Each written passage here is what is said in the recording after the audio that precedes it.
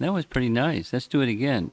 Hare Krishna, Hare Krishna, Krishna Krishna, Hare Hare Rama, Hare Rama, Rama, Rama, Hare Hare. Well, we know which Rama we're referring to this evening at least. Because there can be different indications of the word Rama. But this evening we're discussing Sundara Kanda, the beginning verses. We've got as far as 4 verses. And this evening we're going to cover a few more. So the scene opens with Jambavan reminding Hanuman that he alone amongst all the Vanaras has the capacity to take this giant leap all the way to Lanka, to cross the sea, find Sita, verify that she's okay, reassure her that Ramchandra is soon going to come and redeem her, and all for the service of Lord Ramachandra, and then come back. And remember, he has in the grip of his hand, because he doesn't have any pockets, it's Hanuman. He's holding, all the time, he's holding in his hand this Ram's ring to present to Sita. So he's not going to leave it or lose it or forget it, or it doesn't happen. So yesterday, those few verses was, as you heard, the little summary, the internal purpose and intention, specifically this journey, but more in a general sense, the duty of an acharya, the internal, and then we heard 3 verses of the external symptoms of his acharya-like character, internal and external.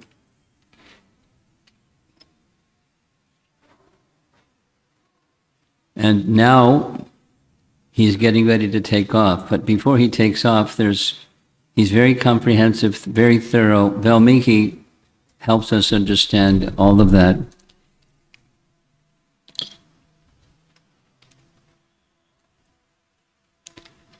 Hanuman had initially climbed the mountain, Mount Mahendra, to observe the ocean, like that's where I have to go, over that way. Then he came back down to examine the shoreline, and then he went back up, readying himself for the jump. And by the end of this evening, he's going to begin his jump, but it's at least an hour of our narration, at least, discussing his preparing himself. So there's something special about this mountain. What's something special about the mountain? Here's 2 verses, verses 5 and 6 of this chapter. The mountain was as though decorated with mineral rocks of varied colors like blue, red, yellow, and green, as well as black and white. And by the way, whoever did the graphics, some artificial intelligent artist made very nice illustrations. If you look carefully, each illustration is very suited for the verse. It was frequently visited by, this mountain, by yakshas, kinnaras, gandharvas, and nagas, surrounded by their retinue capable of assuming any form at their free will, rivaling gods in splendor. So the mountain itself was like a little place of pilgrimage. As the monkey leader stood at the top of the great mountain, filled with lordly elephants. Notice in the painting, there's a nice little elephant behind him. He looked like an elephant sitting at the center of a pond. So we're not going to do the same thing that we did, although I'll just clue you. The acharyas take each of the words, the image, or the picture painted by the words, and go into what's the picture, why is this image, what's the meaning, what's the significance. There's volumes and volumes and volumes of meaning in every line in Ramayana. But we'd be here for a week just going through one verse, so we'll just move forward. In the presence of other elephants upon the mountain, Hanuman towered over them by the internal bliss he was having in anticipation of the service. So this is the scene. He's anticipating, and we should also be, let's say probably tomorrow morning we're all going to get up in the morning. Most likely. And how enthusiastic are you to prepare yourself and anticipate the very special opportunity provided to us freely, gratuitously, lovingly, kindly, the chanting of the holy name to directly connect ourselves with our forgotten Supreme Lord. Well, we probably won't prepare ourselves like Hanuman prepared himself, but we can learn lessons in our journey, because he's making a journey to find Sita, and he's preparing himself. And he was in internal bliss, anticipating that service. Similarly, Srila Prabhupada, we could spend some time, but I'll just invite you to recall in your mind the obstacles that our founder Acharya faced in crossing the sea. And, the most noted, of course, is his 2 heart attacks, but even just getting on the boat, getting a cabin in a cargo ship. It was major. Anyway, by Krishna's grace and his determination, he was provided a place to stay in a cargo ship. And the cargo ship isn't an inviting, lovely party. It's rough, very rough. But the transcendental sadhu purified the captain and the crew and the ship. And the ship is now a celebrated ship because Prabhupada's feet touched it. And off he went. It would be very appropriate to read. I won't do it because of time. But I invite you to read. When he arrived at the Boston Harbor and he wrote those prayers in Bengali, handwritten, and then translated later into English. Why have you brought me here? He was like being picked up and then deposited in the shores of America. Why have you brought me here? This is a place of ignorance and passion. These people have no interest whatsoever in transcendence. And how are they going to understand, even if I present it to them? Mission impossible. Mission impossible. Now, he was speaking not like discouraged, but recognizing the reality of the situation that he was facing, And yet he came all this distance, and what propelled him was the instruction of his spiritual master, in whom he had full confidence, because his spiritual master was an intimate associate of the personality of Godhead, and he knew that, and his spiritual master had empowered him, and he knew that. And so the power that carried him across the sea was that. The Satya Sankalpa Shakti, the Sankalpa, the intention of his spiritual master, which was the intention of Chaitanya Mahaprabhu, and there's all kinds of Shakti. So Prabhupada he was confident. We'll come across this word, confidence, a couple of times. Here's some description about spiritual and material confidence. Material confidence says, I can do it. I have the ability, da-da-da-da-da-da. Spiritual confidence is, there's someone superior to me, and they've invested in me the power to fulfill something, whatever that something is.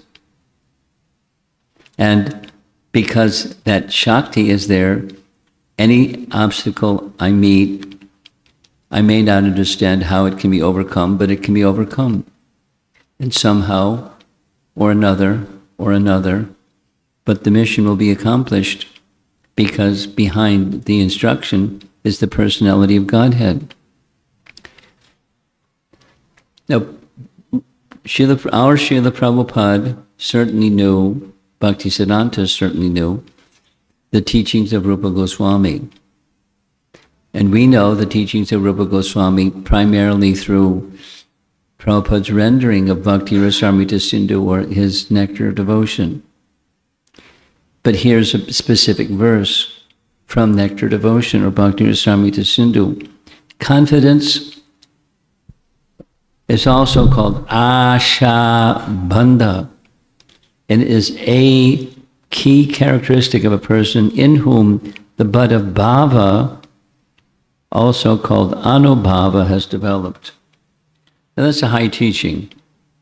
Bhava is a very high stage of bhakti. Very high. It's beyond any impurity within. It's anartha nivritti is finished. Clean, squeaky clean heart. And how to get there, this asha bandha, even if I'm not there, the confidence that doing this will get me there. That this other definition of Shraddha Shabde Vishwas Kahi Sudrita Nishchaya. A definition of Shraddha is this confidence that by accomplishing one thing, all other things will be accomplished. And I'm focused on this one thing. And I'm not getting distracted by the 10 other things, 100 other things, or 50 other things. They'll fall in line behind this one thing. I don't turn my intelligence off to discern different things that need to be done in the course of my day or my life. I'm attentive to details, this and that. But there's one thing, and by accomplishing this one thing, all these other little things will be accomplished, the power to do them.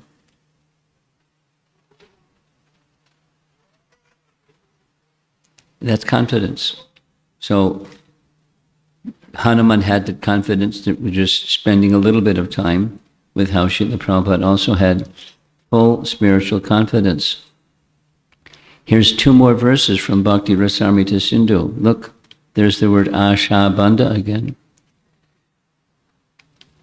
Rupa Goswami is using the word bhava or anubhava as characteristics of that stage of bhava, ecstasies, external symptoms. Anubhavas are external symptoms of something that's internal. And something that's internal is resting upon one thing. Complete confidence that Krishna will take me to him and to the goal, who is him. Those are the verses. Here's the translation of those verses. Let's go back to the verses.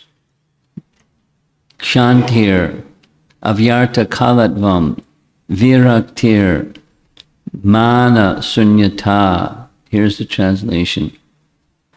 Tolerance, not wasting time, detachment from enjoyment, pridelessness. And here's the big yellow letters. Confidence in the Lord's mercy. That's the emphasis.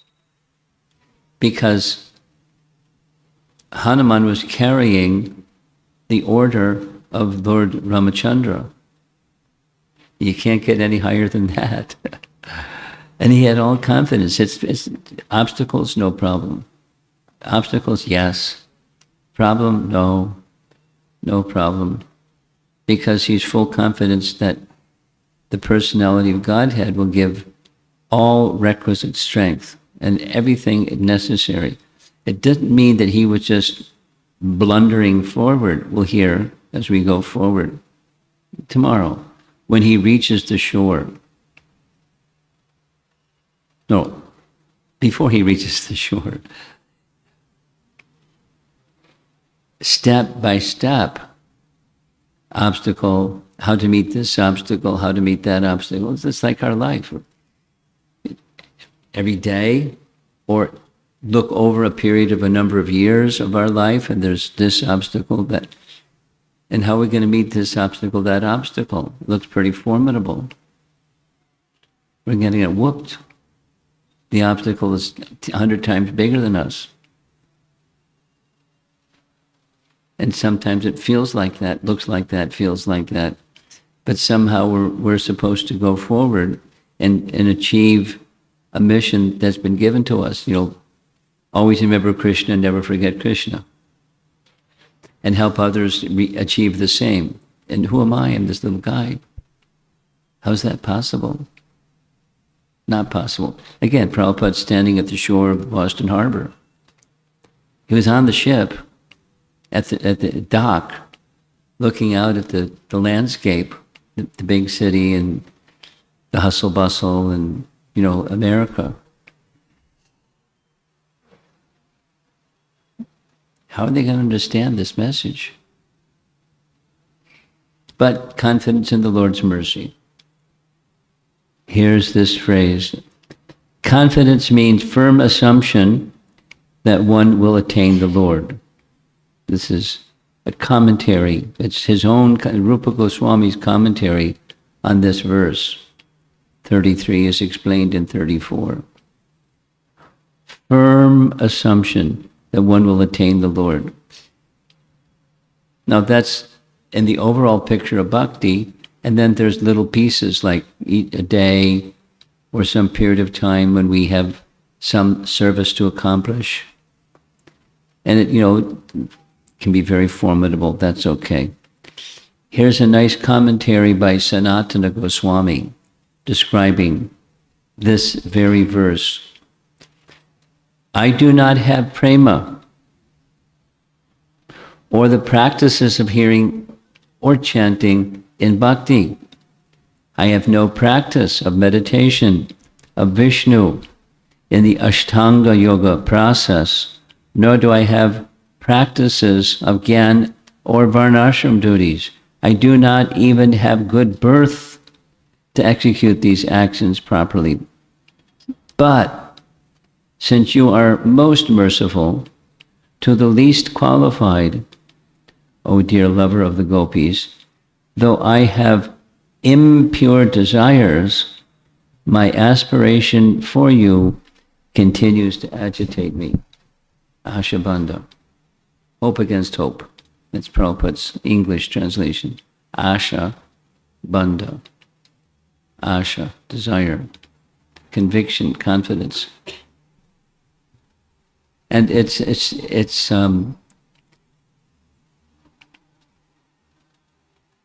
like having fuel in the tank of your car, or your computer charged, or your cell phone, or your mobile phone charged, you call here. If the phone isn't charged, it's dead. It's not, all the equipment is there, but it's not going to work. You have to charge it. So that charge that makes bhakti and the execution of meeting challenges and carrying forward anyways. Okay. Okay. Prabhupada. Okay. Okay. So now he's back at the top of the mountain. He's surveyed everything. He's readying himself. Did he just jump? No. He's going to offer some prayers. Adi Mangala Charana prayers. And the Adi Mangala Charana prayers are summed in one verse, but then we're going to break it down. You see, he's offering prayers to Surya, then Mahendra, then his father, and then Lord Brahma, then Lord Shiva, and so forth. He has a list of persons. He's not a demigod worshipper. He's the servant of Lord Ramachandra. But he's worshiping these different personalities for different reasons. We're going to hear those reasons. Why does he pray to the demigods? Well, it's not exactly praying to demigods. These are persons with whom he has a very personal relationship, like the sun god. There's not a description in Valmiki Ramayana where we hear about how the circumstances of the sun god being his guru. But we hear from Hanuman that the sun god was his guru. And so he's offering prayers to his spiritual master. Hanuman's prayers show that spiritual aspirants need the blessings and empowerment of the demigods to fulfill the order given by the spiritual master. But Vaishnavas don't need to pray to each demigod separately. The spiritual master is the embodiment of all the demigods. Isn't that good news? You don't have to bother yourself. I mean, one thing accomplishes all other things. Do the one thing. Prabhupada makes it simple. If you have $1 million, no, he said it in dollars, so you can say in rupees. If you have 10 lakhs of rupees, you have two rupees. You have 100 rupees. You have 1,000 rupees. You got lots of rupees. You have the big thing. You have the little things are included. So the spiritual master is a sum total, the representative of all the demigods, embodied within that personality, and one who has faith in that principle can experience it. A nice example, maybe some of you know, some of you have been to Vrindavan, and those of you that have been to Vrindavan, Surya Kund is one of the places that's nice to visit. And Surya Kund was a regular place of worship for Srimati Radharani. Srimati Radharani worships Surya Dev. Now there's details. It wasn't exactly the Surya Dev that we know, but it's Surya Narayana. But leaving all that nice understanding to the side, she worships Surya Dev. And there's details and details and details. Rupa Goswami discloses those details of how Radharani was given shelter by the sun god. It's a very nice description in Vedanta Madhava. Or the gopis, they worshipped Katyayani. But when they worshipped Katyayani, there wasn't the material Katyayani. They're not taking shelter of something material to get something material.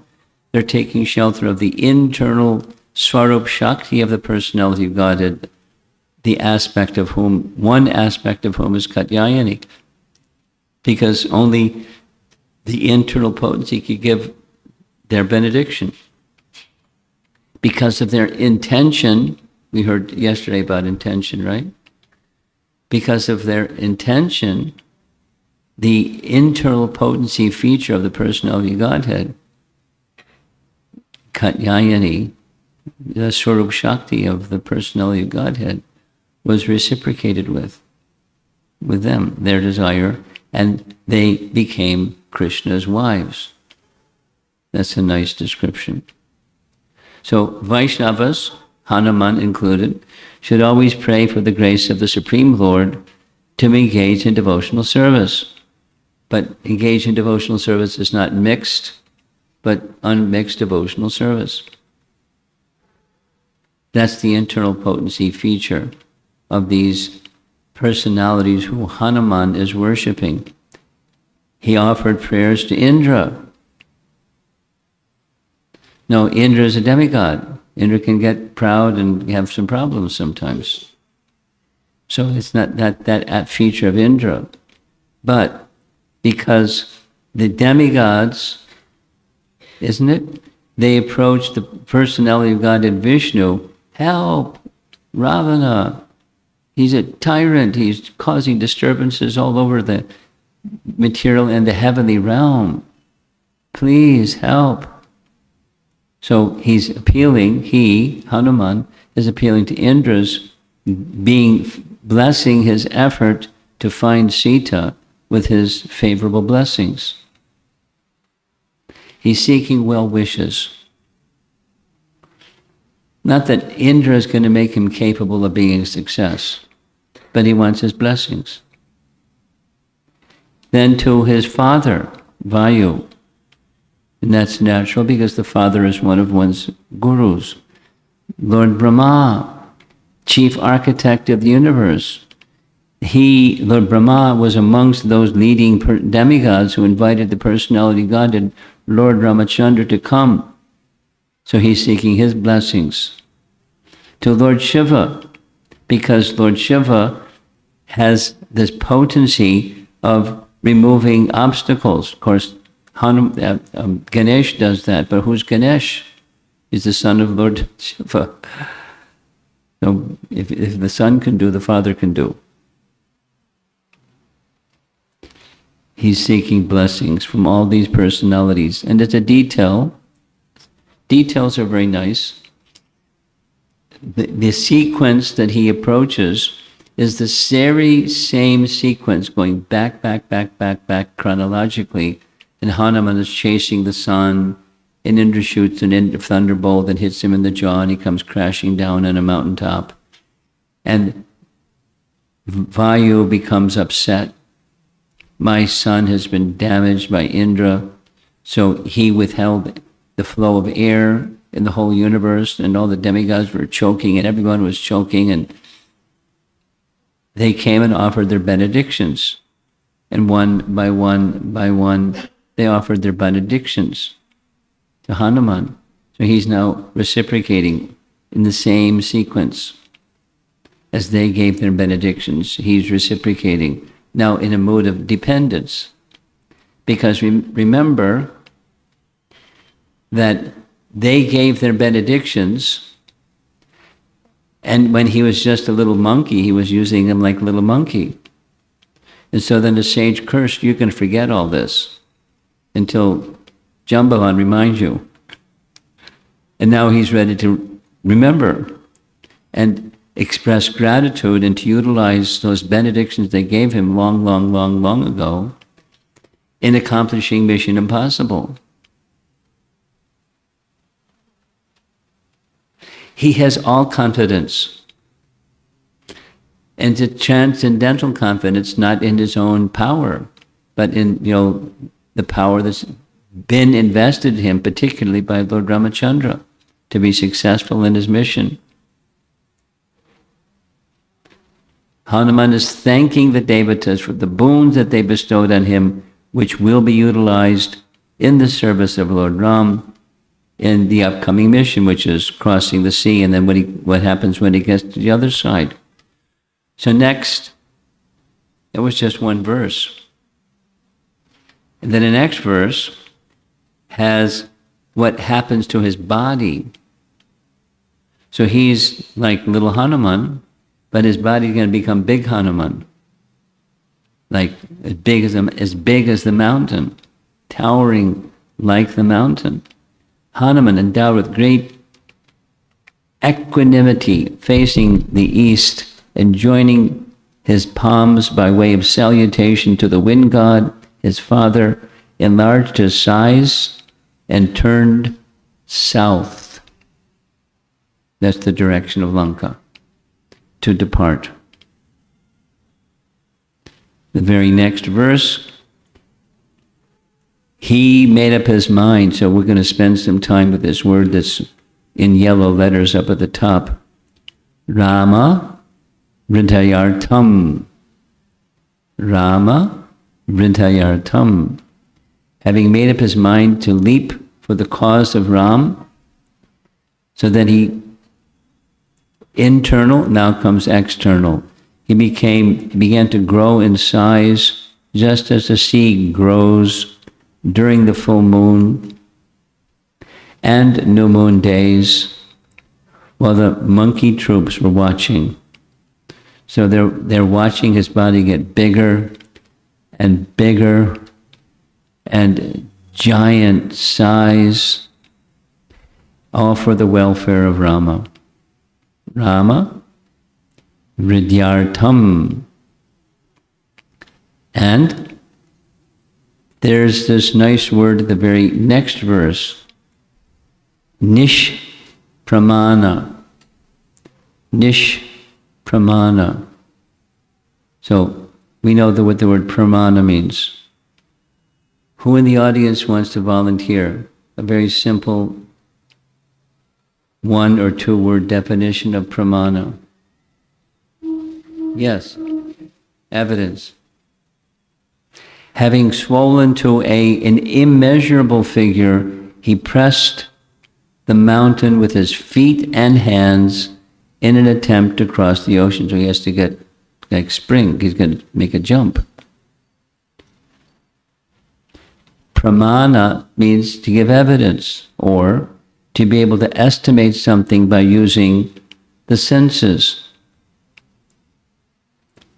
So, pratyaksha is a type of evidence.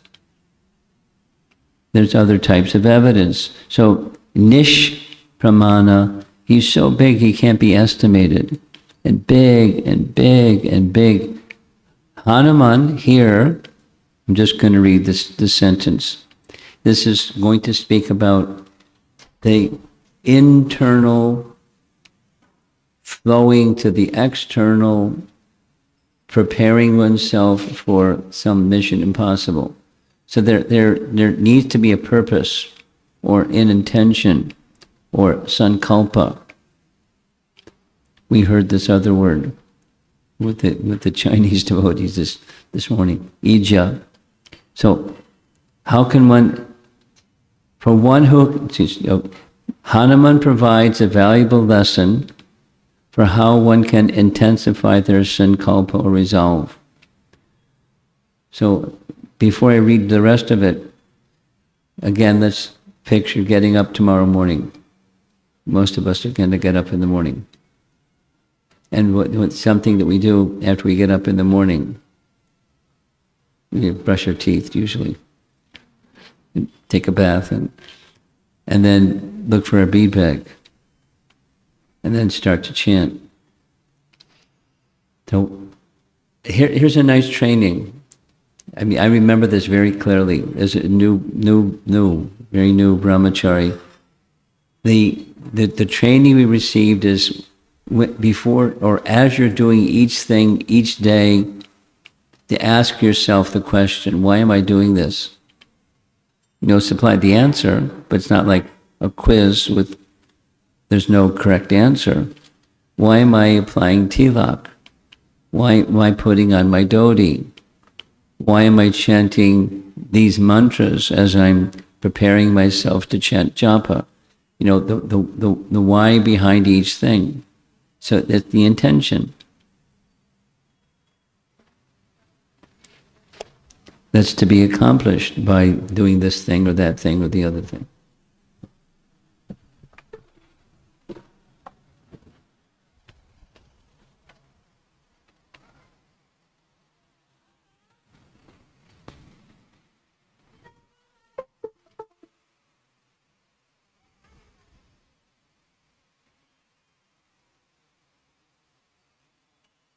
Ta-da!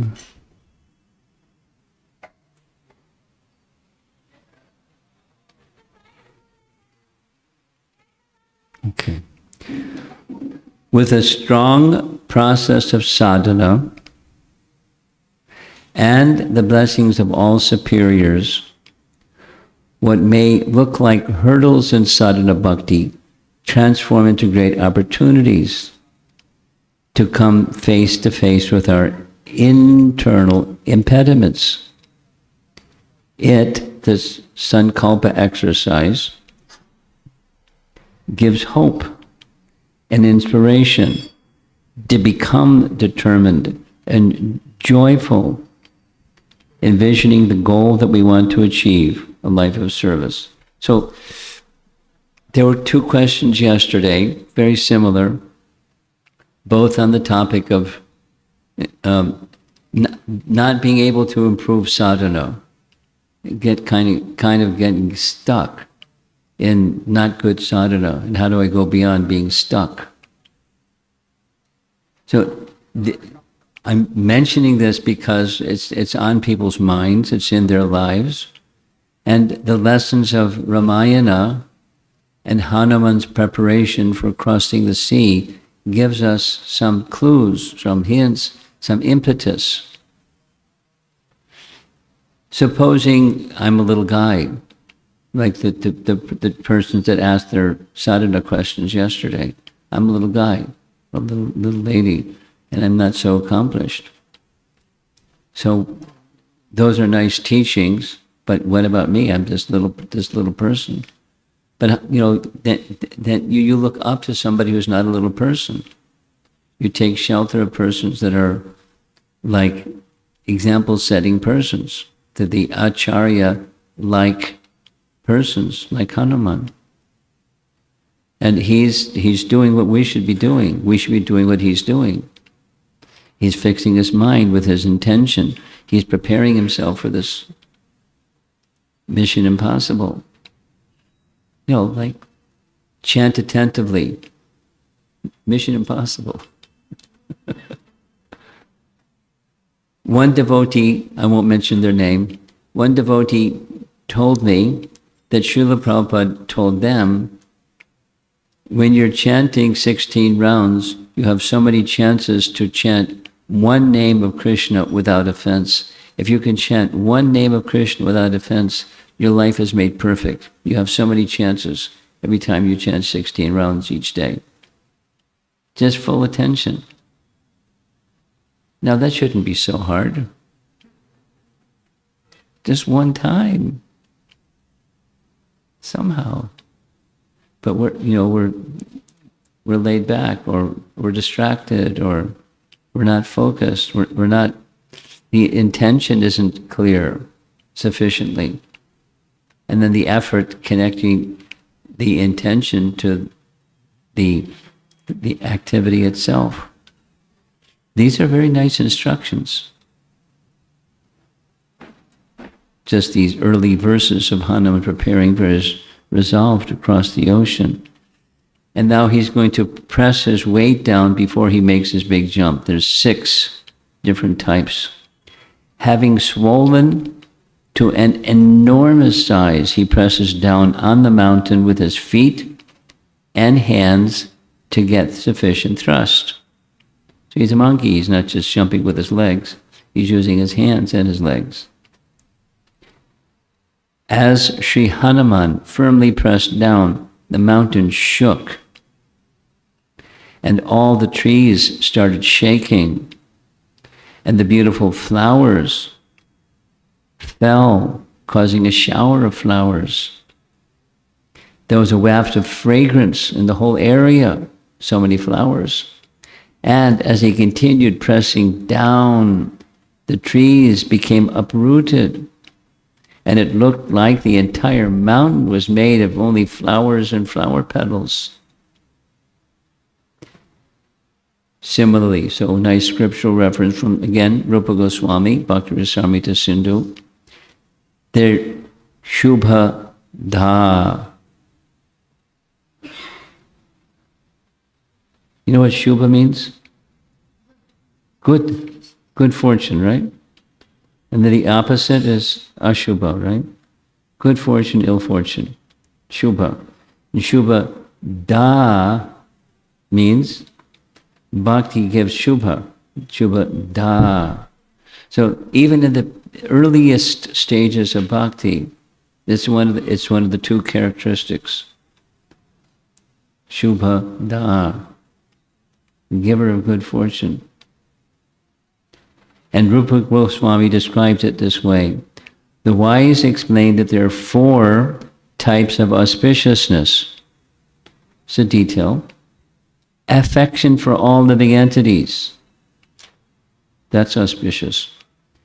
Being attractive to all living entities. That's another quality.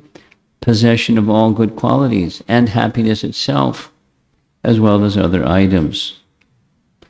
So this bhakti awakens, Shubha da, it awakens these 4 types of auspiciousness. And Hanuman is one thing. Ramchandra. He wants Sita to be identified. Where is she? He sent us. I'm in the forefront, crossing the ocean with this one thing, find Sita, for the satisfaction of Ram. And if Ram is satisfied, the whole world will be satisfied. And because of that conviction, Hanuman, he's a monkey, but he's attracted to all living entities. So, and similarly, the trees glorify Hanuman by showering him with flowers. Why? The same focus on achieving the purpose of Ram, bhakti, with love. Then Hanuman presses down the mountain further with his feet, and streams of water become ejected, just like an elephant in rut sprays water out of his trunk because of his intoxication. Elephant in rut means like they're agitated, sexually agitated. And there's this stuff that comes on their forehead when it's a sign they're in rut. And there's this other sign that there's water coming out of their big trunk because he's become intoxicated with this intense desire. In the course of an elephant in rut, that's sexual. In Hanuman, it's focus. He's in samadhi. All other considerations are out of his mind. They're just this one thing. And he continues pressing down on the mountain. Minerals of gold and silver started flowing out. The mountain started breaking into large boulders and emitted fumes of sulfur. Phew! Hanuman's intent. Hanuman pressed down further. Now living creatures that were there in crevices and caves started shrieking and making horrible sounds as they fled from there in all directions. Next, he continued to press down, and snakes that were under the mountain started to creep up. They expanded their hoods so much the swastika marks on their hoods could be seen. They started hitting the rocks with their fangs and emitted terrible poison. The mountain started breaking into pieces of rock, and there was fire in all directions due to the deadly poison of the snakes.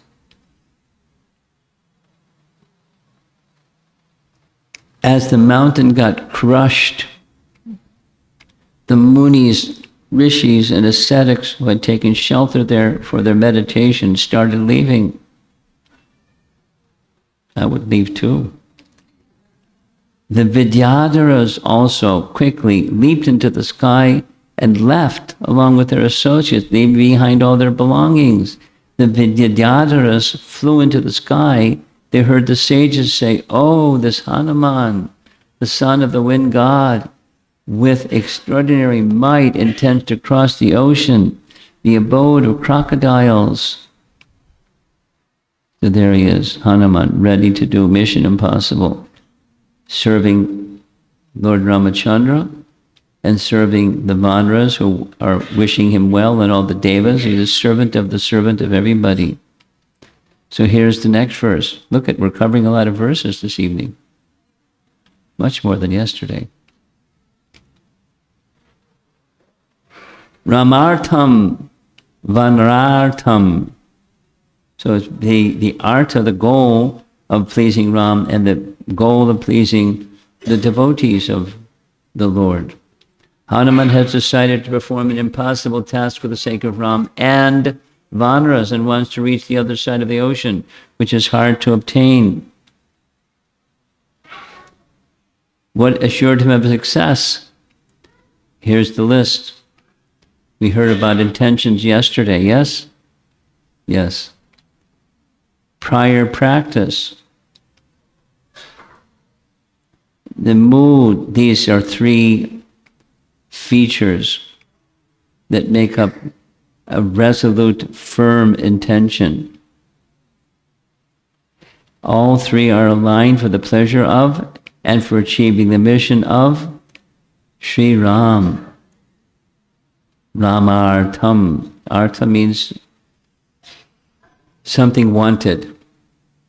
And the something the wanted is the satisfaction of Lord Ramachandra.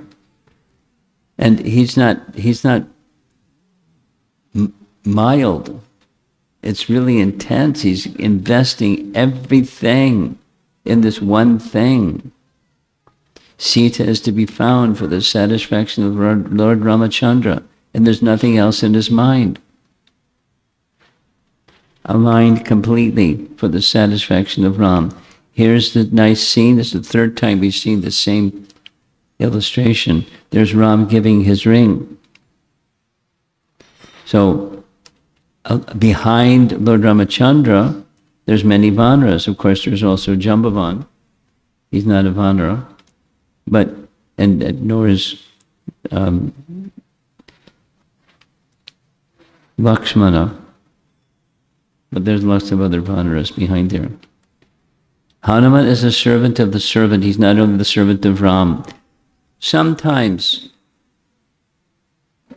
it happens. One may have a lot of faith in the Supreme, but not as devotees. Sometimes people may have faith in their own guru, and everyone else becomes secondary. That goes on sometimes.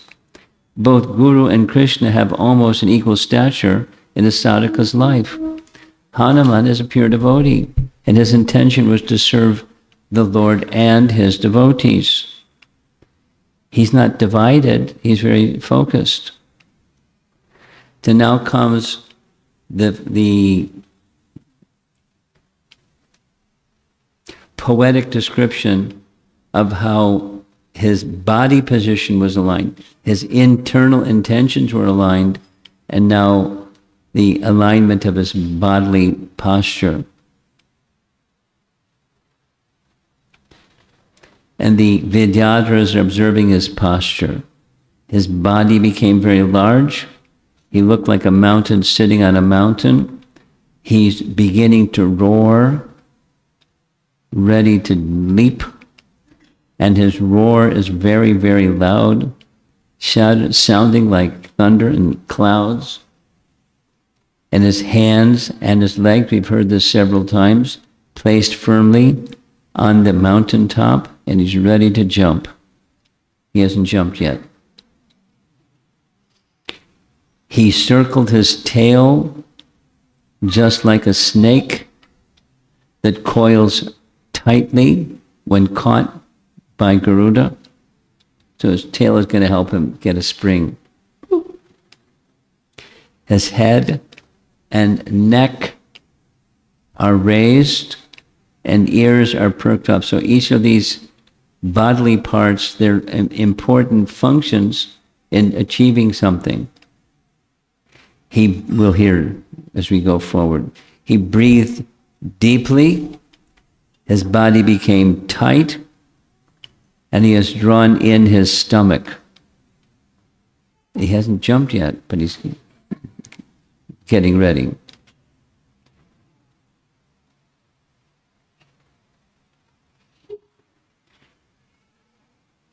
So it's like yoga practice. He's very quickly Hanuman goes through Ashtanga Yoga, Yama, Niyama, Asana, Pratyahara, etc. Pratyahara means? Pratyahara means?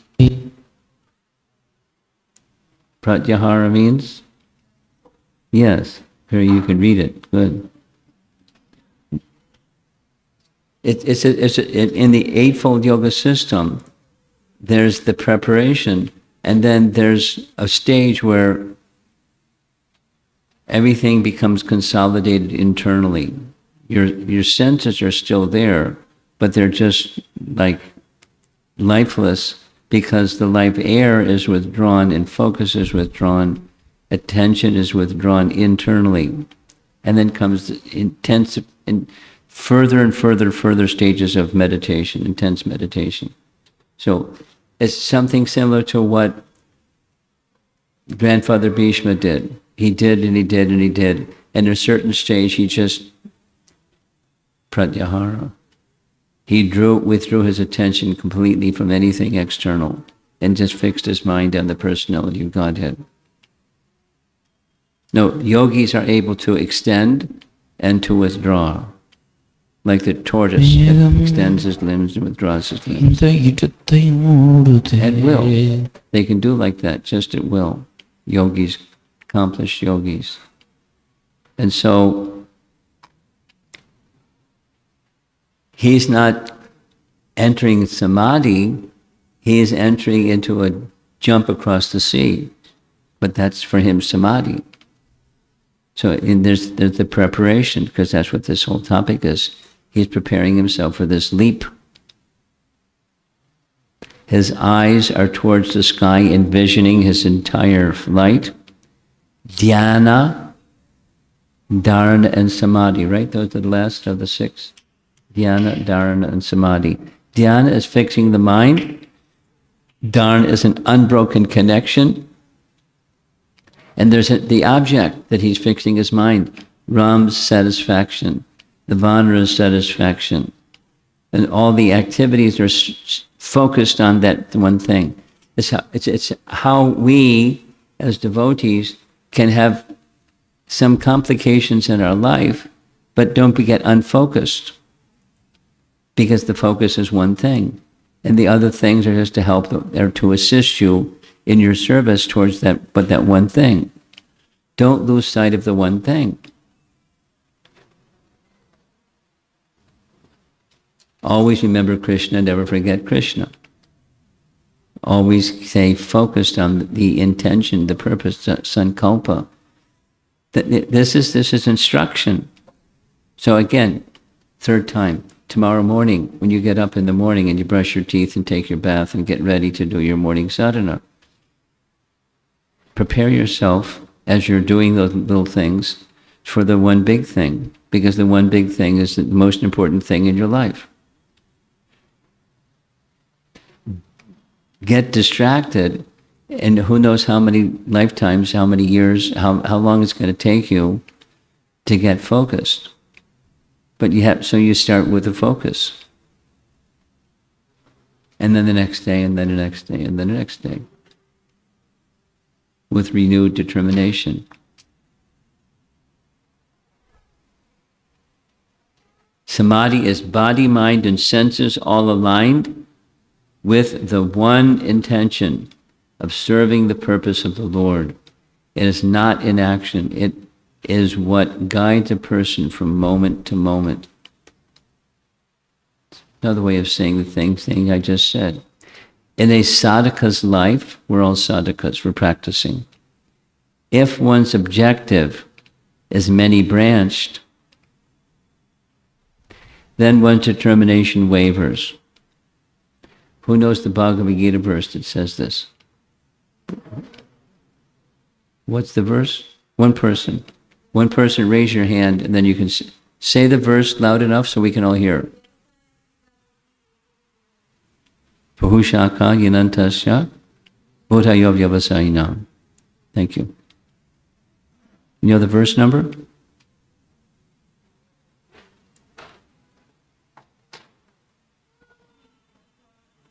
Two 41. 2:41. Bahushaka Yanantasya. Hence, practice is required. You know, and then again, and then again, and then practice and practice. What makes our objective many-branched? Material desires. And material desires means I want to enjoy matter. We're not meant to be the enjoyers of matter. We're meant to engage with matter as an object of Krishna's service. Without connecting to Ramachandra, or the personality of Godhead, and the objective directed towards his service, samadhi cannot be reached. Okay, we're getting close to the finish line. You hear the drum roll, the trumpets blaring, do, do, do, do, do, do. But he hasn't jumped yet. So what is success? These are teachings that are helping. If you remember this Sundara Kanda, it's beautiful. It's giving us nice Siddhanta teachings and practical application of that Siddhanta teachings in our devotional service. If we read it carefully, read it nicely, read it with the right lens, then we're going to get all this nice instruction from these few verses in the beginning part of Sundara Kanda. Success in material realm may be unidimensional, such as being wealthy, become famous.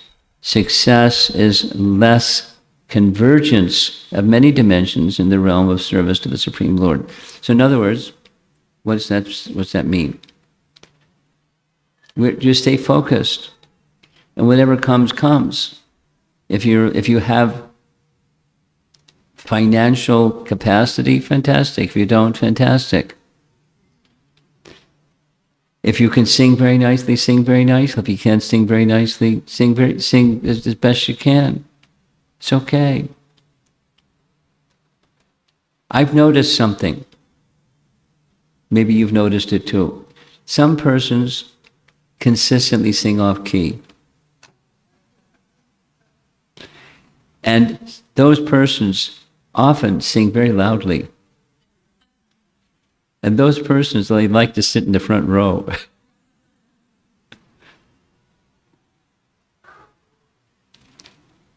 But it's okay, because the goal is not to have an angelic voice. If you have an angelic voice, sing like an angel. And if you have a voice like a frog, you sing like a frog. But sing in Krishna's service. And the success is that you do it for Krishna's service, whatever it is. So if you sing like a frog, you may want to go into the kitchen, cook like an angel. But, it's something that's appropriate service for you. But whatever it is, you do that for Krishna. And then everything, this convergence, divergence thing. You stay focused. Now, there's this internal part of preparation that's being instrument. Nimitta matram bhavya savya sachin from Bhagavad Gita. You know the verse? Nimitta matram. Can you say the whole verse? Don't look around. No, you didn't need the microphone. I know it'd make you nervous or anything. You know the verse? I'm not sure. Okay. Become Krishna's instrument. Arjuna is being told. Arjuna is being told by Krishna, become my instrument. Yes, that the challenge is formidable, but you become my instrument and everything will be, I'll take care of everything. Just be you're the instrument in my hand. So here, just before departing, Hanuman says, I will go to the city of Lanka, ruled by Ravana, just like, this is the instrument, an arrow released by Lord Ram will go with wind-like speed. It's not him, he's the instrument or the arrow of Ram. And the arrow of Ram always finds its target. If I am not able to find the daughter of Janaka at Lanka, I will go to heaven, the abode of the devatas, with the same speed. If I do not find Sita in heaven, despite my efforts, I will bind that king of demons, Ravana, and bring him here. I will, by all means, return successful with Sita, or else I will uproot Lanka along with Ravana and bring him here. He's very determined. He's the instrument.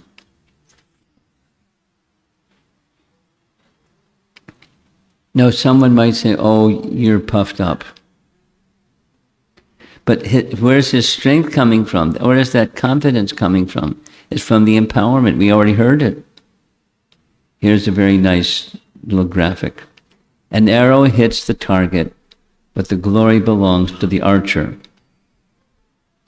An arrow is an instrument in the hands of the archer. In the hands of the expert archer, the arrow success is certain. Lord Ramachandra's arrow never misses its target. So he, Hanuman, I'm just the arrow and he's firing me and off I go. So glory to the Supreme Personality of Godhead, Lord Ramachandra, in whose service I am but an instrument of his purposes. It's the archer's strength that is imparted to the arrow. It's the archer who focuses on the target and releases the arrow. It's the archer who receives the glory of hitting the target. So nothing goes to me. All glory goes to Lord Ramachandra. An arrow is insentient. However, Hanuman is sentient. An arrow receives energy from the archer. Like Arjuna, he is nimitta matram.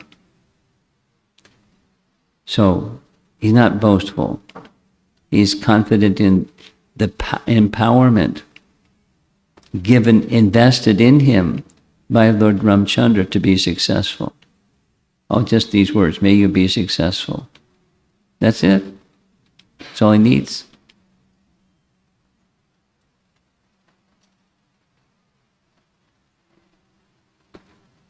Okay.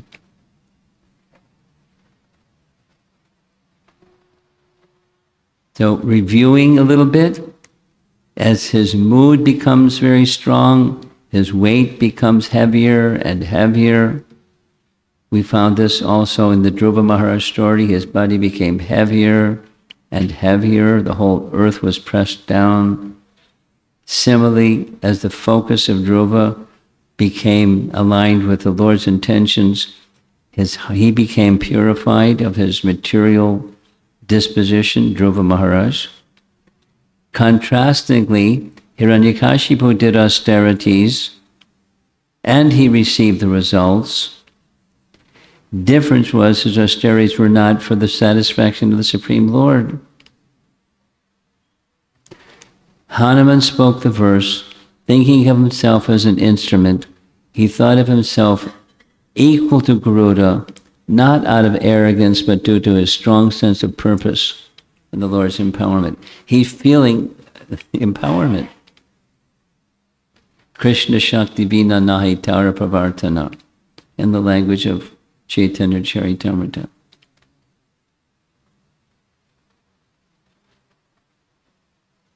I mean, there's very simple ways that we can all learn this principle. One very simple way everyone can learn is book distribution. And try distributing books.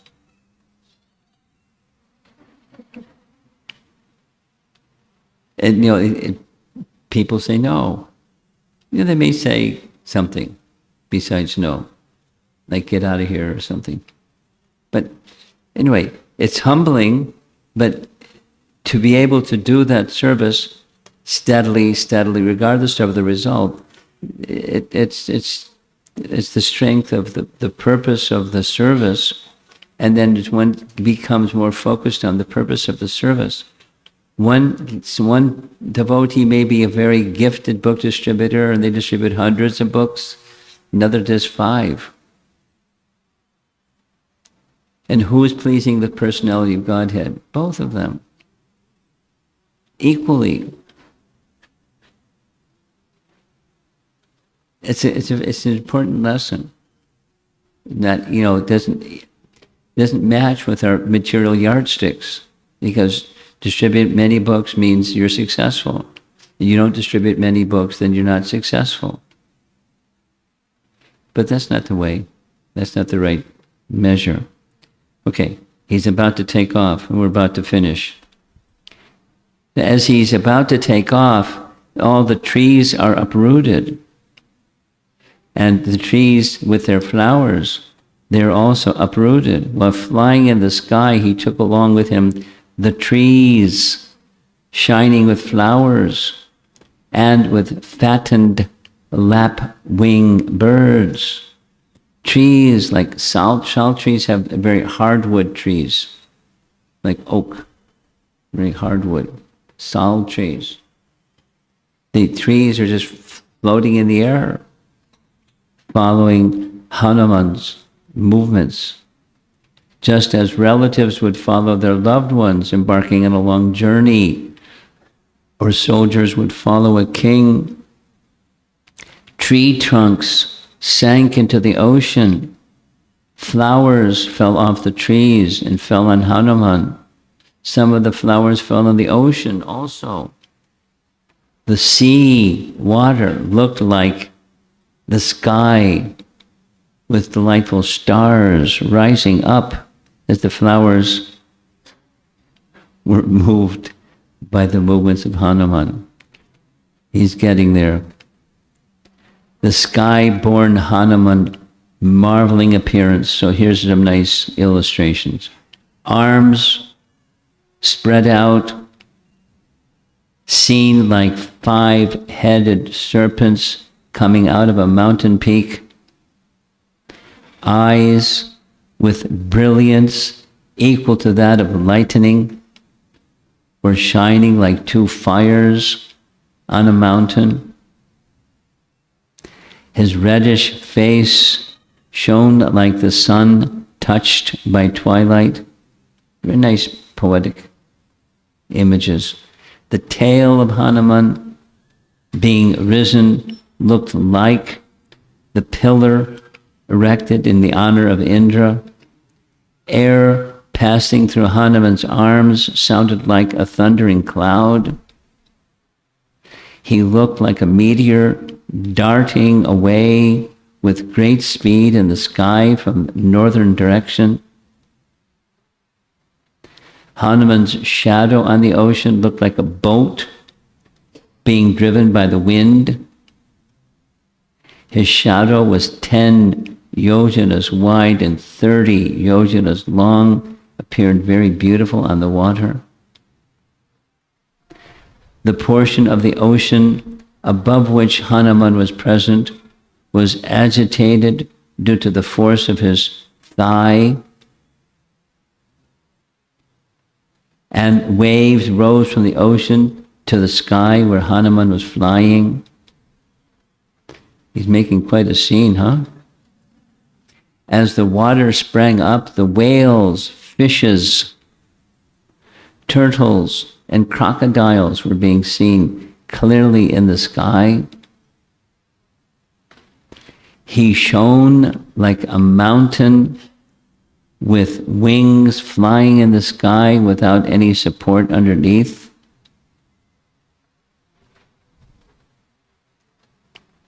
Chapter's almost done. As he entered and left the clouds, he shone like the moon moving across the clouds as seen from the earth. marveling at his achievement, the Devas, Gandharvas, and even the Danavas showered flowers on him and praised him. And we're going to have to wait till tomorrow for him to come in for a landing. Hanuman ki jai. Here's a very nice photograph of a deity of Hanuman in Coimbatore. So he hasn't come in for landing yet. He's got to meet some obstacles crossing the sea. And we know who they are. So that's tomorrow. Stay tuned.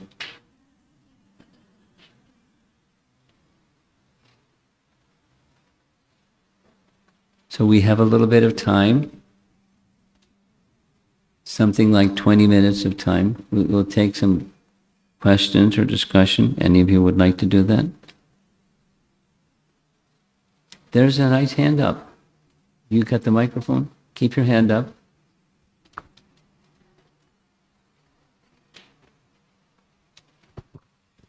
In Ramayana, Hanuman's character starts wonderfully with wonderful qualities and the service mode. It starts with how he's so much attracted to Rama. Is there a mention of how he developed that mode of service? How do we get that? How Hanuman got that mode of service to Rama?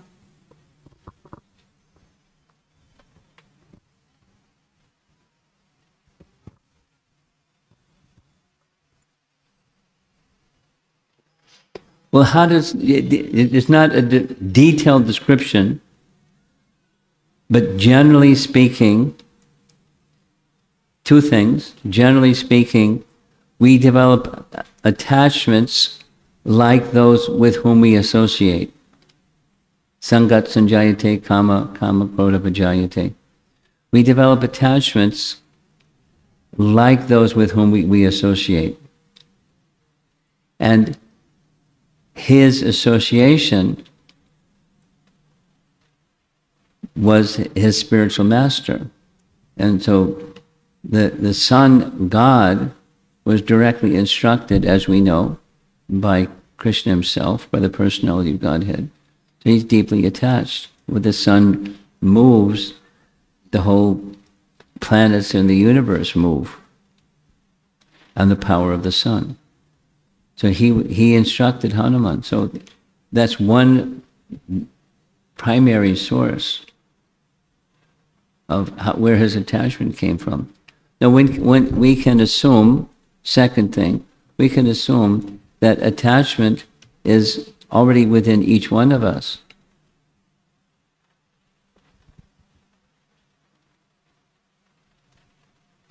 Covered.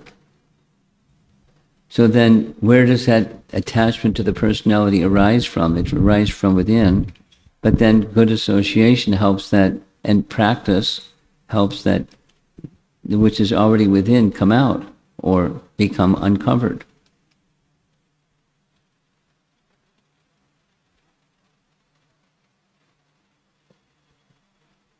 And who is his father? A great devotee. And the benediction that was given when these offspring of the demigods, that the offspring would have qualities like the demigod. That was the instruction. Invest qualities like yourselves within your offspring so they can assist me in my service of dealing with Ravana. So from his father, from the sun god,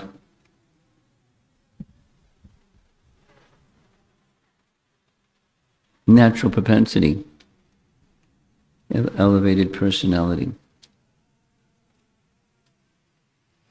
Nice question. I see a hand back here. I see a few hands.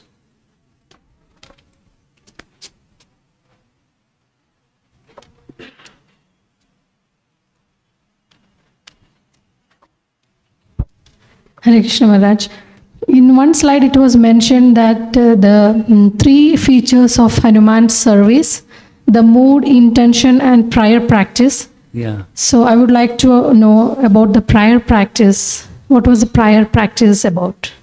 What was his prior practice? Yeah. Well, a lifetime in preparation. He had propensity for service immediately as soon as, from the very first meeting. Of course, it was a pastime, but from the very first meeting with Lord Ramachandra and Lakshmana, he wanted to serve them. He put them on he made his body big and put them on his shoulders and carried them up the mountain to meet Sugriva. Just service. It's his dasya rasa. That's his purified heart was in the mood of service from the get-go. It matured, but it was already there from the very, very, very beginning. That's his relationship. Does that answer your question? Yeah. Okay. Put your hand up in the front so this young fellow can see you. I can see you, but okay. Maharaj, how do we know that Krishna is pleased by our service? How do we know that Krishna is pleased? He'll smile. By our service. He'll smile. He'll smile. No, we understand what is pleasing to Krishna through Guru Sadhu Shastra. Isn't that right? Isn't that right? Guru Sadhu Shastra. So we want to make our lives filled with sadhu and guru, and they're relying upon Shastra. So you become familiar with Shastra, and you'll know in principle that Krishna is pleased, but there's an additional factor Prabhupada would like to speak about, and that is, some said here, haritoshanam. You feel when you're hungry, how are you going to know that you're full? Does somebody have to come and tell you? You can tell them, no, thanks. What about some more of this and some more of that? No. I'm satisfied. That's an indication that Krishna is satisfied. We'll take it the other way. No sochati, no kangsati. No hankering and no lamenting. Supposing one is hankering and lamenting, then Krishna is not being pleased. Supposing you come to the stage where there's no hankering and lamenting, like, I'm feeling full. That's subjective, and then there's objective. The standard of Guru Sadhu Shastra can confirm. Supposing you get some kind word from your spiritual master saying something nice. You feel something like, no, supposing they're just being kind and you really messed up and they're just being kind anyways. But that's also pleasing. If you're a mother, you have a small child and the child makes a mess, you pat the child anyways. You ain't shake your finger at them or something, but then in either case it's out of love. So there's just this feeling of loving and being loved. That's it. It's a relationship of loving, rendering of service, and the reciprocation of acceptance of that service.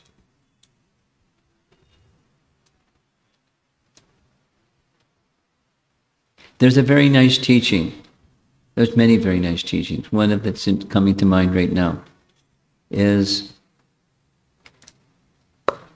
for a long period of time, Mother Jamuna, she learned cooking from Prabhupada and she cooked for Prabhupada.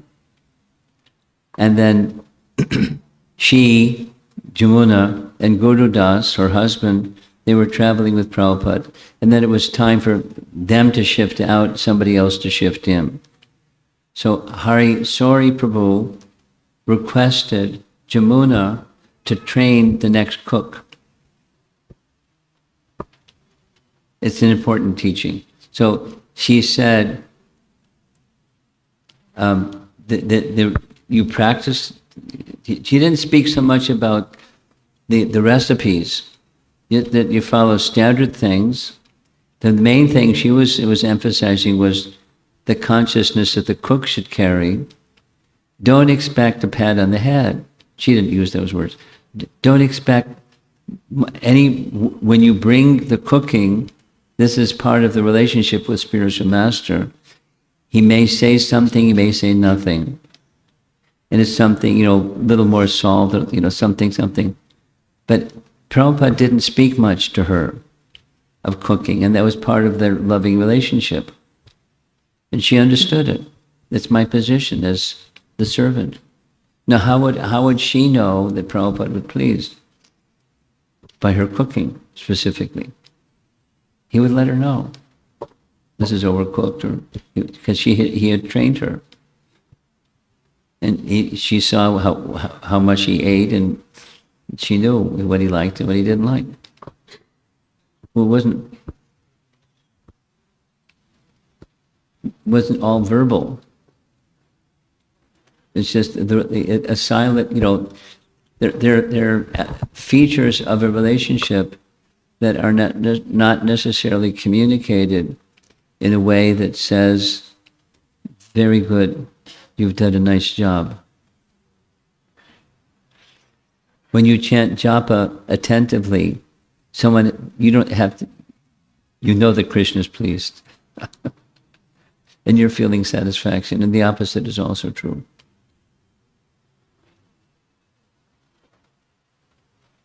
Yeah? You got it? I have one more question regarding chanting. Can I ask? Yeah, I'd like to can we try to, go ahead, but all additional questions, try to stay focused on what we just spent. You Go ahead. You got the microphone, go for it. You're authorized. Your second question is? You were saying chanting attentively is mission impossible. Chanting is what? Chanting attentively is mission impossible. During the class you said that. Mission impossible.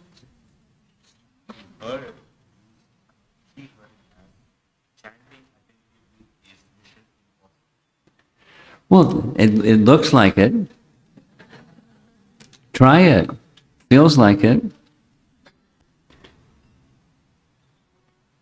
So, do we have hopes that we can chant all 16 rounds attentively? It's the same.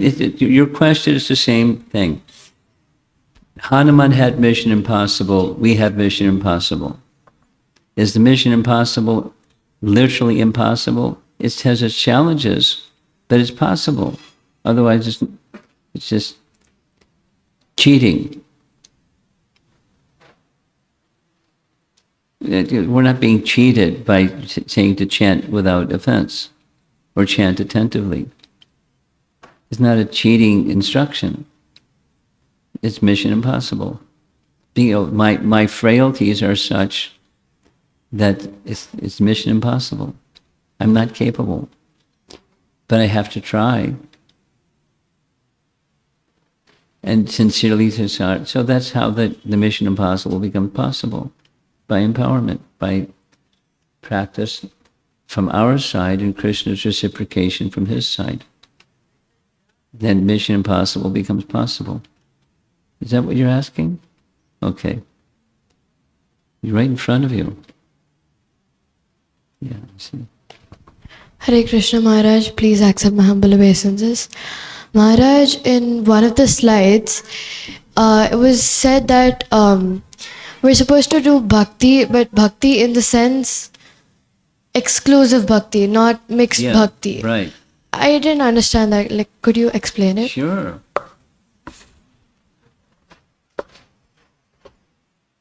It's easy.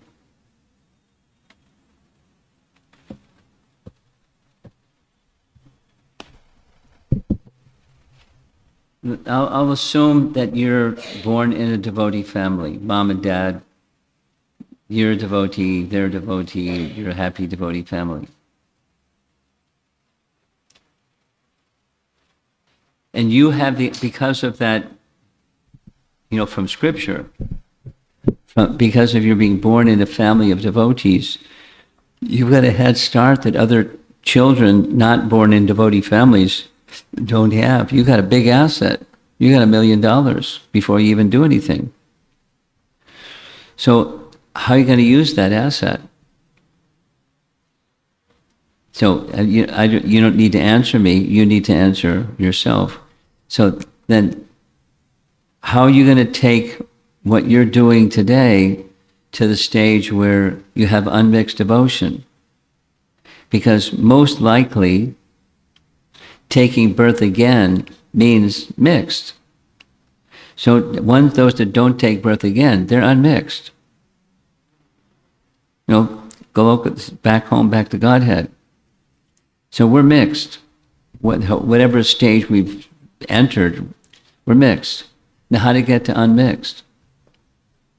That's the question. So we should pray, that the passage was saying, praying for bhakti, but unmixed bhakti. Because the tendency is, because we're mixed, we want mixed. We don't want to, those that are mixed want mixed. They don't want everything for Krishna. It's not. I'm at the center. My happiness is everything. That's how I judge everything, is how I'm being happy or not happy. So therefore we take birth in the material world. In a devotee family, in a fortunate situation, yes. But how to become unmixed? So it's an aspiration for unmixed devotion. That's the distinction. And we're not there yet. That's okay. There's a process to get there. I like the example because it's very common. You know what a GPS is, right? So many cars or phones, easily, there's a GPS in your phone. So you can turn your phone on and turn the GPS on, and it tells you where you are. But you also have to do one other thing. What's the destination? Because a GPS will tell you where you are, but not how to get to where you're going, because you haven't put the destination in yet. But you put the destination in, and then it'll tell you how to get to where you want to go. Supposing you make a wrong turn. It'll do course correction and get you back on course, because you put the destination in properly. So our destination is pure devotional service, not just mixed. We're not there yet, but our GPS can take us there.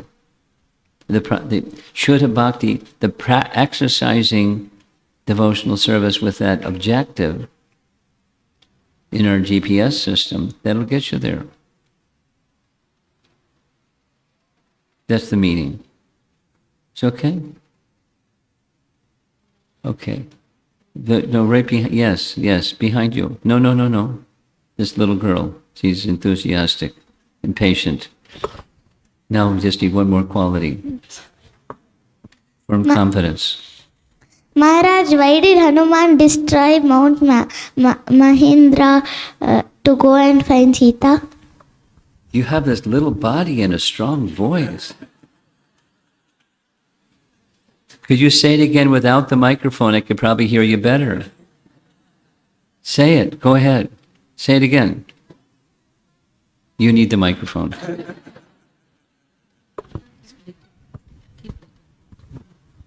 Why did Hanuman destroy Mount Mahendra to go and find Sita? Why did he go to find Sita? Destroy. I got 16 voices.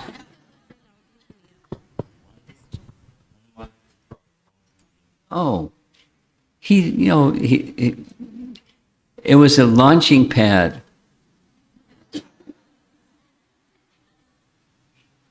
And what's left after the rocket goes up in the air, the launching pad may get burned because it's an intense. So his intention was the objective, not rescuing Mahendra so it doesn't get damaged. He wanted to cross the sea.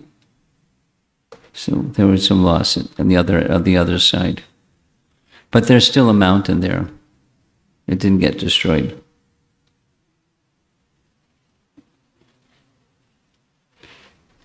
Okay. I see two hands in the front. We'll just do these two and then we're going to end. The front row. The younger generation devotees asking questions get first preference.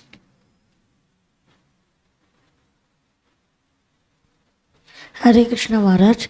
Maharaj, in today's class, you had mentioned that Hanuman had the desire of serving the Lord. Yes, he did. Yeah, so how do we get that mood of service to serve? Because it's intrinsic to him. We discussed this. There are 5 primary rasas, correct? Yes. And one of those 5 is dasya, correct? And the personification, the example of dasya rasa given again and again is Hanuman.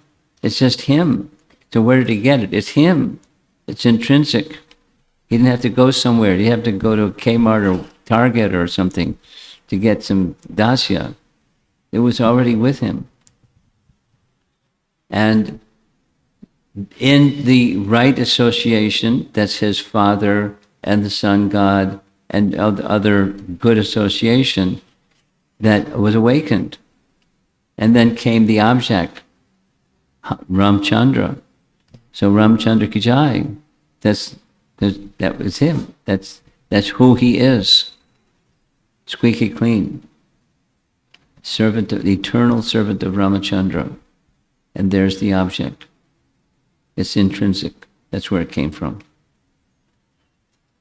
You have the last question. Hare Krishna Maharaj. Thank you for the wonderful class, Maharaj. You were saying that Hanuman's confidence was the empowerment of Rama. Yes.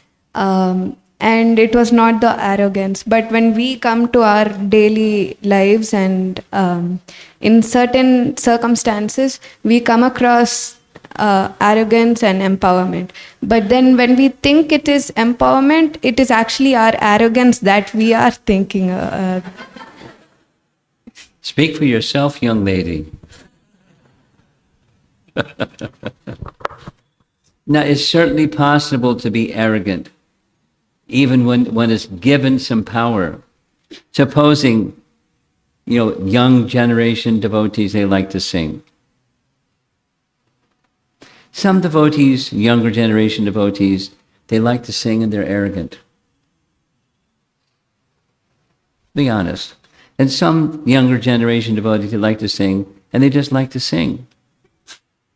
And you don't get that flavor of the arrogance. So it's an ability to do something, invested in somebody to do something for Krishna, can be a cause of pride or arrogance, or it can just be, how kind is Krishna to give me this opportunity to be his servant.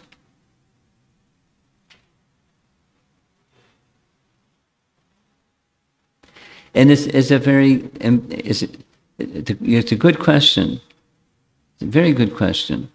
Because, as any one of us, you're a younger generation person, there's different stages and ages in the room here. So take what I'm doing. Here I am sitting in front of an audience, and I could be thinking something. And I can be thinking, doing the same thing, just thinking, I have a service to do. Very kindly, Srila Prabhupada gave me the opportunity to take his message and present his message as transparently and as purely as I can. And that's my success. And however many people are there or not there, it doesn't matter. What matters is take the message and present it transparently.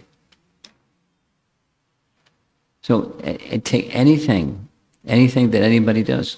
Sing, cook, dance, speak, write, organize, some service that anybody does.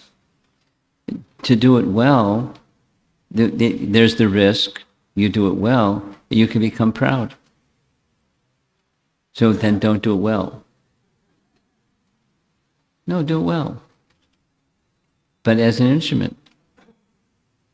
And all credit goes to the one, like that. This little example of the archer.